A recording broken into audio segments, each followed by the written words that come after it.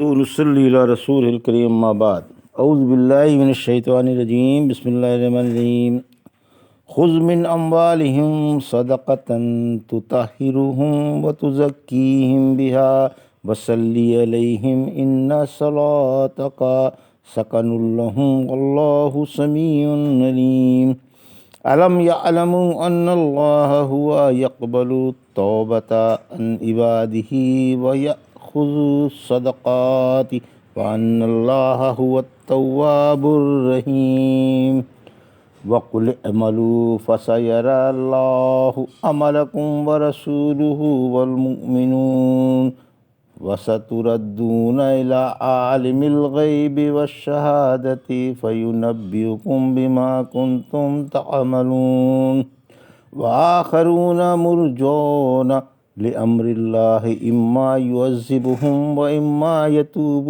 عليهم والله عليم حكيم۔ ابھی آپ نے سورہ توبہ کی آیت 103 سے 106 کی تلاوت سماعت فرمائی۔ ان آیتوں کا ترجمہ اور تفسیر اس طرح ہے: خذ من اموالہم صدقۃ تطہرہم وتزکیہم بہا وصلی علیہم ان صلاتک سکن لہم واللہ سمیع علیم۔ آیت 103۔ علم یعلموا ان اللہ هو یقبل التوبۃ عن عبادہ ویأخذ الصدقات وان اللہ هو التواب الرحیم۔ آیت 104۔ ترجمہ: آپ ان کے مالوں کی زکوٰۃ لیں کہ اس کے ذریعے آپ انہیں پاک و صاف کر دیں اور ان کے حق میں دعا فرمائیں۔ واقعی آپ کی دعا ان کے لیے باعث تسکین ہے اور اللہ خوب سننے والا اور خوب جاننے والا ہے۔ کیا انہیں معلوم نہیں کہ اللہ اپنے بندوں کی توبہ قبول کر لیتا ہے اور اللہ ہی صدقے لیتا ہے اور اللہ بڑا ہی توبہ قبول کرنے والا اور انتہائی مہربان ہے۔ یہ تھا ترجمہ سورہ توبہ کی آیت 103 104 کا۔ تفسیر: زکوٰۃ رکن اسلام ہے، رحمت عالم صلی اللہ علیہ وسلم کے ساتھ خاص نہ تھی۔ آیت عام ہے۔ آیت 103 اور رسول صلی اللہ علیہ وسلم کو حکم ہے کہ آپ ان کے مال کی زکوٰۃ لے کر انہیں پاک و صاف فرمائیں اور ان کے لیے دعائے خیر فرمائیں۔ چونکہ اس آیت میں اللہ کے رسول صلی اللہ علیہ وسلم کو زکوٰۃ لینے کا حکم ہے، اس لیے اللہ کے رسول کی وفات حسرت آیات کے بعد بعض لوگوں کو یہ خیال پیدا ہوا کہ اب زکوٰۃ نہ دی جائے، کیونکہ اللہ کے رسول صلی اللہ علیہ وسلم کے ساتھ یہ خاص حکم تھا اور آپ فوت ہو گئے، لہٰذا اس غلط فہمی میں پڑھ کر انہوں نے صدیق اکبر رضی اللہ تعالیٰ عنہ کو زکوٰۃ دینے سے انکار کر دیا اور یہی آیت دلیل میں پیش کی۔ آپ نے انہیں سمجھایا کہ تم نے اس آیت کا غلط مطلب سمجھا۔ آپ کی تائید تمام صحابہ رضی اللہ تعالیٰ عنہ نے کی اور آپ نے زکوٰۃ نہ دینے والوں سے جہاد کا اعلان کر دیا۔ آخر کار یہ سیدھے ہو گئے اور زکوٰۃ دینے لگے۔ صدیق اکبر رضی اللہ تعالیٰ عنہ نے تو یہاں تک کہہ دیا تھا کہ اللہ کی قسم اگر یہ لوگ بکری کا بچہ یا ایک رسی بھی نہ دیں گے تو جو اللہ کے رسول کو دیا کرتے تھے تو میں ان سے جہاد کروں گا اور ان سے جبریہ وصول کروں گا۔ پھر فرمایا کہ آپ زکوٰۃ لے کر زکوٰۃ دینے والوں کے حق میں دعائے خیر فرمائیں اور ان کے گناہوں کی اللہ سے مغفرت مانگیں۔ جب لوگ اللہ کے رسول صلی اللہ علیہ وسلم کے پاس زکوٰۃ لے کر آتے تو آپ ان کے لیے دعائے مغفرت فرماتے۔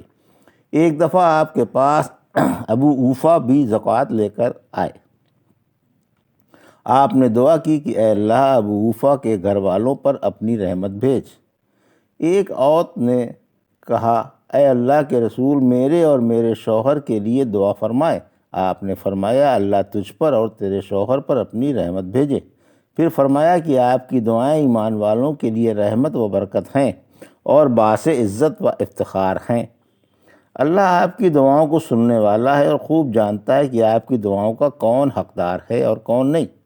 جب رحمت عالم صلی اللہ علیہ وسلم کسی شخص کے بارے میں دعا فرماتے تو اس کی برکتیں اس میں، اس کی اولاد میں اور اولاد کی اولاد میں ظاہر ہوتی تھیں۔ آیت 104۔ توبہ و خیرات کی ترغیب۔ اس آیت میں توبہ کی اور صدقہ و خیرات کی ترغیب ہے۔ توبہ و صدقہ گناہ مٹا دیتے ہیں۔ اللہ نے بتایا کہ جو شخص سچے دل سے توبہ کرتا ہے اللہ اپنی رحمت سے اس پر متوجہ ہو جاتا ہے، اور جو اپنی پاک و حلال کمائی سے خیرات کرتا ہے اللہ اسے اپنے سیدھے ہاتھ میں لے کر قبول فرماتا ہے، اور اس کی اس طرح پرورش فرماتا ہے جیسے کوئی اپنے جانور کے بچے کی پرورش کرتا ہے، یہاں تک کہ ایک کھجور بھی احد پہاڑ جیسی ہو جاتی ہے۔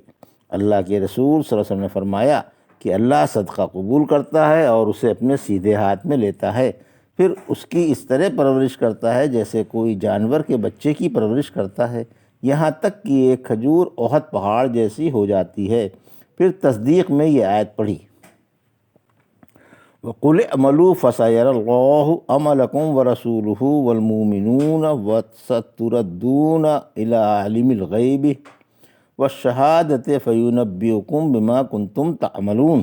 آیت 105 ترجمہ، آپ فرما دیں کہ تم عمل کرتے رہو، تمہارے عمل اللہ جلدی ہی دیکھ لے گا، اور اس کا رسول صلی اللہ علیہ وسلم بھی، اور ایمان والے بھی، اور تم جلدی ہی اس کی طرف لوٹا دیے جاؤ گے، جو چھپی کھلی ہر چیز کو جانتا ہے، پھر وہ تمہیں تمہارے کرتوتوں سے آگاہ کر دے گا۔ یہ ترجمہ تھا آیت 105 کا۔ تفسیر، نافرمانوں کو دھمکی۔ جو احکام شریعت کی خلاف ورزی کرتے ہیں اور ان کی تعمیل نہیں کرتے، اللہ انہیں دھمکا رہا ہے کہ ان کے یہ سیاہ کرتوت اللہ کے، اس کے رسول صلی اللہ علیہ وسلم کے اور ایمان والوں کے سامنے ظاہر ہونے والے ہیں۔ قیامت کے دن ہر چھوٹا بڑا عمل لوگوں پر کھل جائے گا۔ سورہ حاقہ کی آیت 18 میں فرمایا، اس دن تمہیں تمہارے عمل پیش کیے جائیں گے اور تم سے تمہارا چھوٹے سے چھوٹا عمل بھی چھپا نہ رہے گا۔ سورہ طارق کی آیت 9 میں فرمایا، جس دن راز کھول دیے جائیں گے۔ سورہ عادیات کی آیت 10 میں فرمایا، اور دلوں کے راز افشا کر دیے جائیں گے۔ کبھی اللہ دنیا میں بھی یہ راز افشا فرما دیتا ہے۔ چنانچہ رسول اللہ صلی اللہ علیہ وسلم نے فرمایا کہ اگر کوئی کسی ایسی ٹھوس چٹان میں جس میں نہ کوئی سوراخ ہو اور نہ کھڑکی، گھس کر کوئی کام کرے تو اللہ وہ کام بھی لوگوں پر ظاہر فرما دے گا۔ صدیقہ رضی اللہ عنہ کا قول ہے کہ جب تمہیں کسی کے عمل اچھے معلوم ہو تو تم اس سے کہہ دو، عمل کیے جاؤ، جلدی ہی اللہ کا رسول صلی اللہ علیہ وسلم اور تمام ایمان والے تمہارے عمل دیکھ لیں گے۔ رحمت عالم صلی اللہ علیہ وسلم نے فرمایا کہ کسی کے عملوں سے دھوکہ نہ کھانا جب تک اس کا سب سے پچھلا عمل نہ دیکھ لو جس پر اس کا خاتمہ ہوا ہے، کیونکہ ایک عمل کرنے والا ایک زمانے تک یا ایک مدت تک ایسے نیک عمل کرتا رہتا ہے، اگر انہی پر خاتمہ ہو جاتا تو ضرور جنتی ہوتا، مگر پھر وہ برے عمل کرنے لگتا ہے اور انہی پر خاتمہ ہو جاتا ہے۔ اسی طرح انسان ایک زمانے تک یا ایک مدت تک ایسے برے عمل کرتا رہتا ہے کہ اگر انہی پر اس کا خاتمہ ہو جاتا تو ضرور جہنمی ہوتا، مگر پھر نیک عمل کرنے لگتا ہے اور انہی پر اس کا خاتمہ ہو جاتا ہے۔ جب اللہ کسی کے ساتھ بھلائی کا ارادہ فرماتا ہے تو اسے مرنے سے پہلے اچھے عملوں میں مصروف فرما دیتا ہے، نیک عملوں کی توفیق دیتا ہے، اور انہی پر اس کی روح قبض کر لی جاتی ہے۔ وآخرون مرجون لامر اللہ اما یعذبہم و اما یتوب علیہم واللہ علیم حکیم۔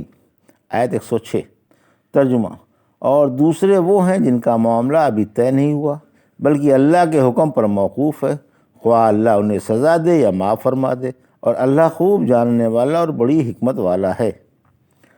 تفسیر، یہ آیت ان 3 صحابہ مرارہ بن ربیعہ، کعب بن مالک اور ہلال بن امیہ کے بارے میں اتری جن کی توبہ کی قبولیت میں تاخیر ہو گئی تھی۔ یہ بھی آرام طلبی اور سستی کی وجہ سے جنگ تبوک میں حصہ نہ لے سکے تھے اور پھلوں کی نگرانی اور دیکھ بھال میں لگ گئے تھے، تو یہ پکے مسلمان اور نفاق و شک کے الزام سے بری، مگر آج کل میں رہ گئے اور مسلمان واپس بھی لوٹ آئے۔ وہ لوگ جو پکے سچے مسلمان تھے مگر آرام طلبی اور سستی کی وجہ سے جنگ میں شامل نہ ہو سکتے تھے، 2 گروہوں میں بٹے ہوئے تھے۔ ایک گروہ نے تو مسجد نبوی کے کھمبوں سے اپنے آپ کو باندھ دیا تھا اور قسم کھا لی تھی کہ اللہ کے رسول ہی ہمیں کھولیں گے، اور ایک گروہ ان 3 صحابیوں کا تھا پہلے گروہ کی توبہ کی قبولیت ان کی توبہ کی قبولیت سے پہلے اتری۔ پھر فرمایا کہ وہ اللہ کے اختیار میں ہے، خواہ انہیں معاف فرما دے یا سزا دے، لیکن اللہ کی رحمت اللہ کے غصے پر غالب ہے، اور اللہ خوب معلوم ہے کہ کون سزا کا حقدار ہے اور کون معافی کا۔ اس کے تمام افعال و اقوال حکمتوں سے لبریز ہیں، اس کے سوا نہ کوئی حقدار عبادت ہے اور نہ کوئی رب، بس رب تو وہی ہے جو لائق عبادت ہے۔ یہ تھا سورۃ توبہ کی آیت 103 سے 106 کا ترجمہ اور تفسیر جو ابھی آپ نے سماعت فرمائی۔ بارک اللہ لی و لکم فی القرآن الحکیم و نفعنی وایاکم بآیات الذکر الحکیم۔